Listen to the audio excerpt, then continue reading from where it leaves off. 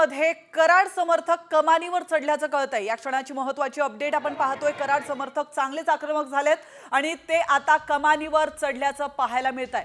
कराड समर्थक हे कमानीवर चढलेले आहेत। या दृश्यांच्या माध्यमातून आपण पाहू शकतो वाल्मिक कराडला अटक करण्यात आलेली आहे खंडणीच्या गुन्ह्यात आणि त्यानंतर वाल्मिक कराडचे समर्थक एकत्रित आलेले आहेत।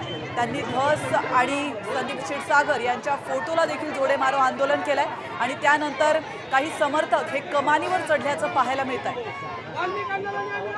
तर आपण पाहिलं काहीच वेळापूर्वी परळीमध्ये टॉवरवर चढून कराड समर्थक हे चांगलेच आक्रमक झाले होते। त्यानंतरची ही नवीन दृश्य समोर आली आहेत। यामध्ये आपण कमान पाहतो, या कमानीवर देखील आता समर्थक चढलेत।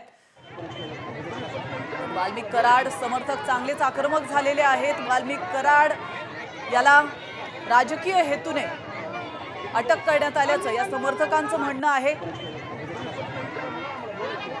वाल्मिक कराड याला त्वरित सोडा, त्याला न्याय द्या अशी मागणी वाल्मिक कराड याच्या समर्थकांनी केली आहे, त्याच्या आईने केलेली आहे आणि तिथली ही परळीतली थेट दृश्य आपण पाहतोय।